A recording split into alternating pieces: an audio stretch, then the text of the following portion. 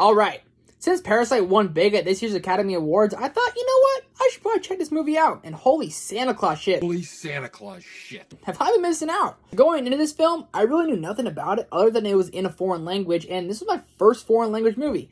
That's right, I was a foreign film virgin. And I feel that there's only one real way to talk about Parasite, so this calls for a spoiler alert.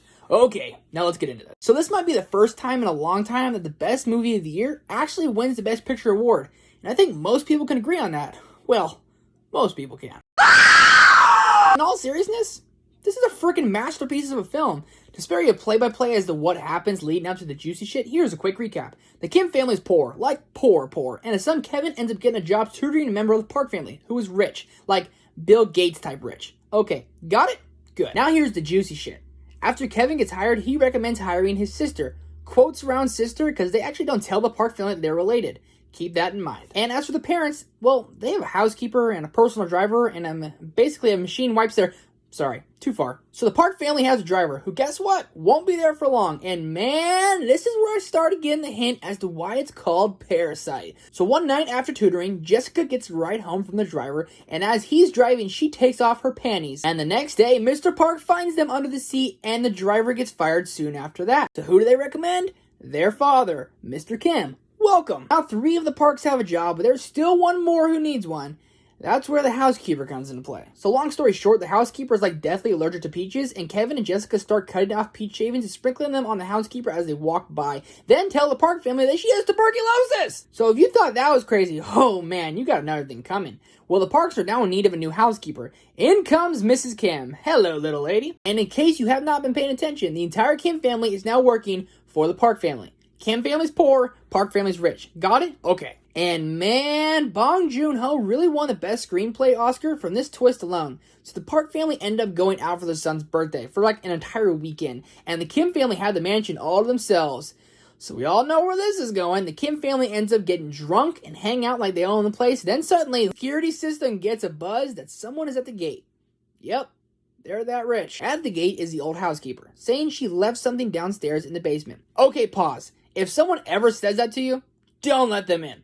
But we wouldn't have a crazy-ass movie, so Miss Kim lets her in. The old housekeeper goes downstairs, and short after, Mrs. Kim, the current housekeeper, follows. When Miss Kim gets down there, the old housekeeper is trying to move this big-ass wine holder type thing that apparently rich people have, which at first I was like, why in the frick frack is she doing that? Oh!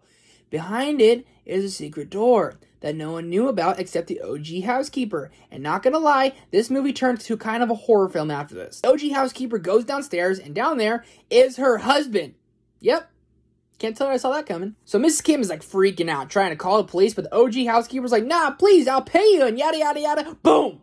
The rest of the Kim family falls down the stairs. Now, the OG housekeeper knows the 2 kids because she was working when they were hired. Then she got fired. Oh, man, poor gal. So Mr. Kim, Kevin, and Jessica end up falling down the stairs, and buckle your seatbelts, ladies and gents, because here we go. The OG housekeeper finds out that the Kim family is all related and threatens to tell the Parks their dirty little secret. So to spare some time, I'll fast forward to this next part. Basically, the OG housekeeper and her husband gets attacked by the entire Kim family, and it's like a big old thing, and they tie the crazy husband up downstairs and kick the OG housekeeper down, and she ends up smacking her head against a concrete wall. That was a lot, I know. But hey, if you're still watching, subscribe!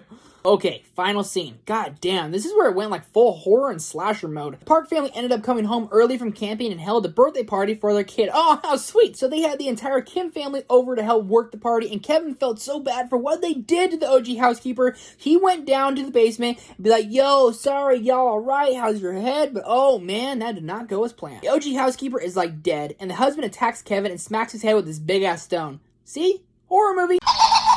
So the crazy dude grabbed the kitchen knife, ran outside, stabbed Jessica in the heart. Then Mr. Kim, Miss Kim tackled the crazy dude. Then Miss Kim stabbed the crazy dude with a meat sword. Like, holy shit, a meat sword? Who thinks of that, Bong, you beast? Then Mr. Kim gets all psycho and he grabs a knife and stabs Mr. Park in the heart. And if that's not batshit crazy, I'm not sure what is. It's kind of hard to explain the whole ending, but basically Kevin got brain surgery and lived. Jessica, the sister, died. Miss Kim and Kevin ended up getting away scot-free and tried to start their lives over. Mr. Kim snuck his way in the basement that no one knew about and lived the rest of his days. I know. Batshit fucking crazy.